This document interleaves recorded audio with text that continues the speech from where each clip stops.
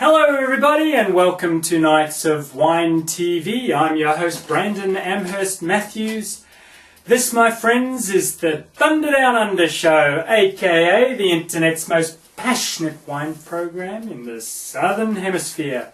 Again with us here we're welcoming Roger Amherst Matthews, who has been travelling around the globe trotting, tasting wine in all the remote regions of France and Italy and Germany. Now, yesterday we asked Roger if he'd bring in a bottle, and what he decided to do, he chose to bring in an Italian wine we've added to the list there. We're not going to open any of these bottles today. We just want to talk about labels.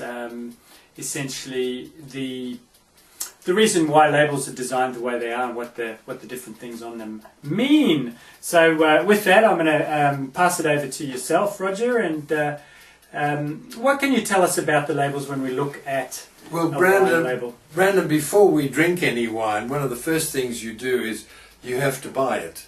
And when you buy it, you read what's on the label. I mean, this is so obvious. But on the label, you'll find a number of things which will tell you about the wine that you're going to drink. The first thing is you'll find the country. The country is always written. This one has Chile. It's a Chilean wine. Chilean wine. This one here has Italia. That is a wine from Italy.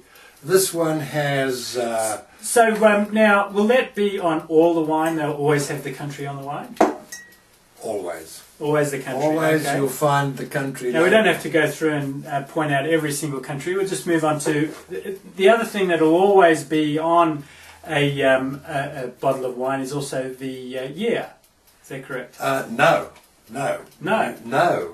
Only certain wines will boast that they were made in a certain year.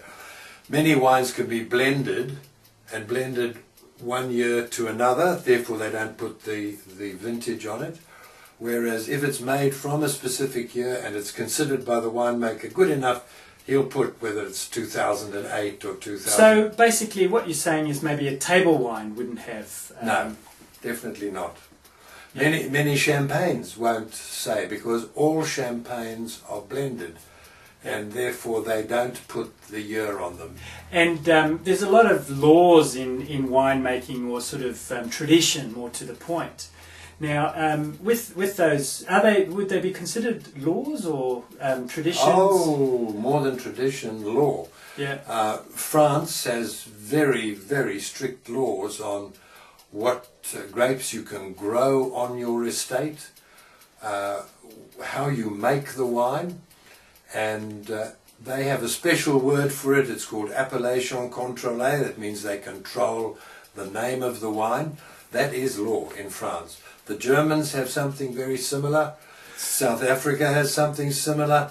In Australia we have regions that are not clearly defined a lot of the time, but wine grown in the Coonawarra likes to boast that it's in the Coonawarra, the Barossa Valley, the Margaret River, and so forth. So basically that's not required for them to put that on the label, or? No, the region is not required.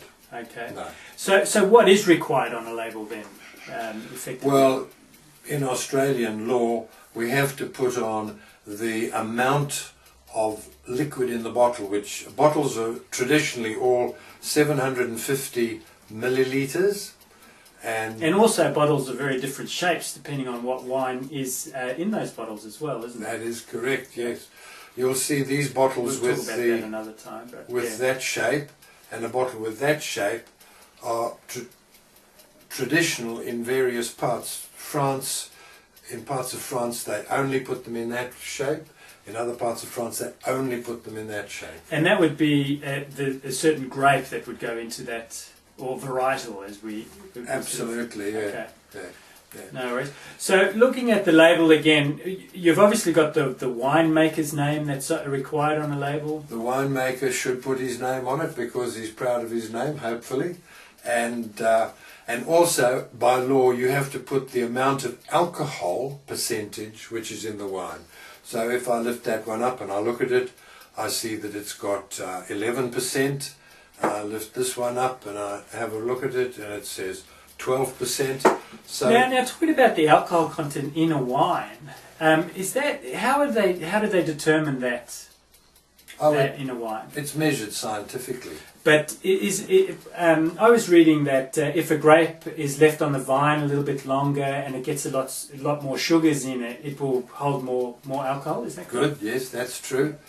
A grape that is allowed to ripen longer, usually we're talking about white wine grapes here, they can get to high sugar contents. And so high sugar equals high alcohol. High sugar equals high alcohol. And can they remove alcohol out of the wine if they're not happy with their mouth? I've never heard of anybody removing against alcohol. The law. No, it's not against the law. You just don't do it. You don't remove alcohol. This is what you're making the wine for. Okay, I'm just noticing that in Australia, they basically talk about wines having maybe 8 glasses or standard glasses or 7.5 standard glasses. So if alcohol was higher, yes, yeah, so that would change. But it's always around the same. Very few countries put the number of standard glasses in a bottle. Yeah. In fact, I've only seen it in Australia. RSA, Responsible Service of Alcohol. There you go. Yeah, we have very strict drinking laws. Laws on that. Okay, so we've got the country, we've got the maker's name, the amount of alcohol, the size of the bottle, because there are half bottles which are 375 millimeters, which is half the 750, and then one of the other things, they put the name of the grape if it's a single grape variety. Now this wine here, which is from Chile, has... No, that's the Italian. Oh, this is the Italian. Sorry, I picked up the wrong one. The... This one from Chile has the name Malbec on it, which is a grape variety, Malbec. And that is probably, I don't know what the Chilean law is on what percentage. It could be 100% Malbec, or it could be 75% Malbec, now, or something else. When you talk about these laws, are they like a wine established law? Each country has its own law. Australia has some very strict laws. Obviously, it's not a law you can go to jail for. It's just within the... but you could lose your wine-making license if you transgress the law of the country that you're making the wine in. Okay, and who basically upholds those? The central, is there a central wine body? There most definitely is. In France, they have a number of boards which govern the wine made in each different district. In Germany, they have wine boards to determine the wine. In Australia, we have a wine board. I don't know what its name is. I'm not up on that sort of thing because I don't have to be.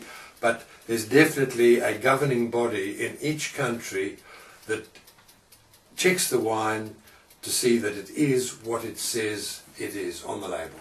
Okay. Now, just recapping on the label. Let's just focus on. Whoop, there we go. Let's just focus quickly. Just recap very quickly on, let's say, the law of what's required on a Australian label. I think we have to leave that till next time because we've run out of time and there's a lot to speak about on that. Okay, fair enough. Okay, folks. Obviously, we don't have that many minutes to broadcast to you each day, but 10 minutes is more than enough, I would think. Folks, me and a little bit of you, we're changing the wine world, whether they like it or not.